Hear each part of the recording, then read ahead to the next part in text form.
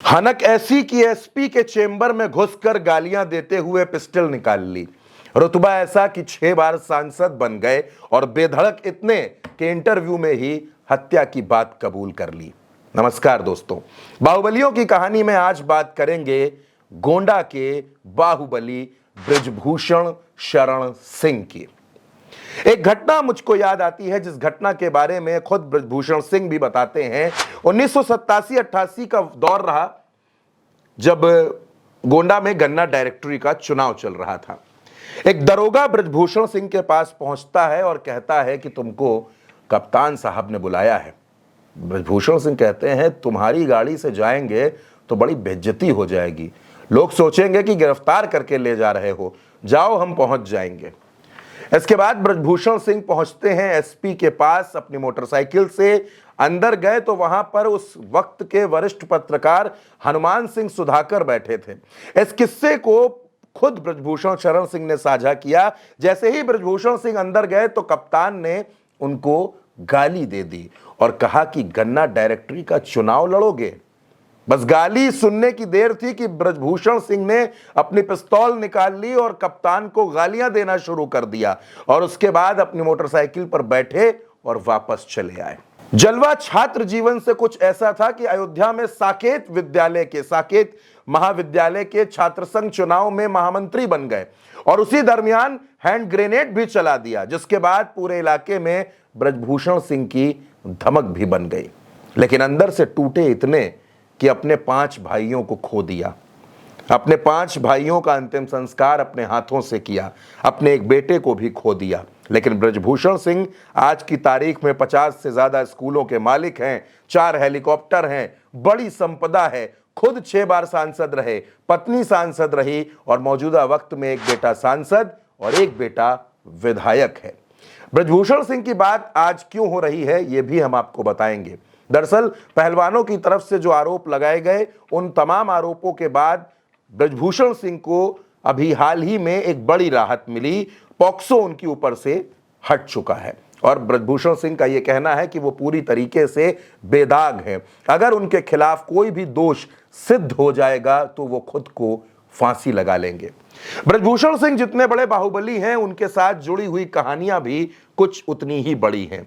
विधान परिषद का चुनाव लड़ना चाहते थे, विधान परिषद का चुनाव लड़े लेकिन हार गए और इसके बाद बृजभूषण सिंह का नाम पूरे इलाके में बढ़ता जा रहा था, आगे जा रहा था। राम मंदिर आंदोलन से भी जुड़े, राम मंदिर में जो आरोपी बनाए गए उसमें बृजभूषण सिंह भी आरोपी थे।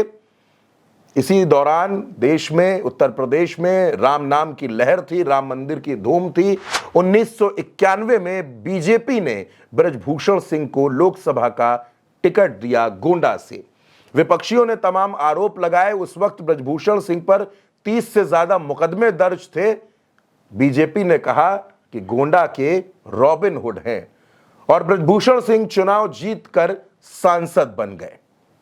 ये वो दौर था जब बृजभूषण सिंह धीरे धीरे आगे बढ़ रहे थे। लेकिन बृजभूषण सिंह की जिंदगी में जितनी रफ्तार थी उतने ही स्पीड ब्रेकर भी थे। टाडा के चलते उनको जेल जाना पड़ा। बताया गया कि दाऊद से बृजभूषण सिंह की फोन पर बातचीत होती है, अंडरवर्ल्ड से रिश्ते हैं। उस चुनाव में बृजभूषण सिंह ने अपनी पत्नी केतकी सिंह को चुनाव लड़ाया। केतकी सिंह चुनाव जीतकर सांसद बन गई। टाडा के मामलों से मुक्त होकर बृजभूषण सिंह बाहर आ गए। 2004 में बीजेपी ने इनको बलरामपुर से टिकट दिया। बलरामपुर जाने की कहानी भी बड़ी दिलचस्प है।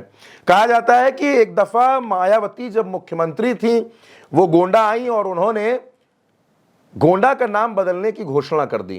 गोंडा का नाम बदलकर लोकनायक जयप्रकाश नारायण नगर कर दिया। बृजभूषण मंच पर ही बैठे थे। बृजभूषण ने विरोध कर दिया। लोगों ने रोका कि मायावती हैं, बहुत जिद्दी हैं, इस तरह का विरोध मत लो। लेकिन बृजभूषण सिंह ने कहा कि मुख्यमंत्री जी ये फैसला वापस लीजिए। मायावती ने कहा कि अब जो फैसला हो गया वो हो गया। बृजभूषण सिंह बोले मेरे जिस्म में लहू की एक बूंद भी जब तक बाकी रहेगी मैं ये नहीं होने दूंगा। बृजभूषण सिंह भागे भागे दिल्ली पहुंचे, अटल जी से मिले। अटल जी ने तुरंत फोन किया और ये नाम बदलने का मसला वहीं पर रुक गया। लेकिन बृजभूषण सिंह इस बात को नहीं जानते थे कि नाम बदलने की यह कोशिश आखिर थी किसकी। यह कोशिश उस वक्त के बड़े संघी नेता नानाजी देशमुख की थी और इसी के बाद बृजभूषण सिंह को बीजेपी और आरएसएस में विरोध झेलना पड़ा। 2004 में उनको बलरामपुर इस वजह से भेजा गया कि शायद बृजभूषण सिंह चुनाव हार भी सकते हैं, लेकिन बृजभूषण सिंह ने हर किसी को चौंका दिया और वो बलरामपुर से भी चुनाव जीत कर आ गए। लेकिन जब चुनाव जीत कर आए उसके बाद बृजभूषण सिंह और भारतीय जनता पार्टी के रिश्तों में तल्खियां आनी शुरू हो चुकी थी।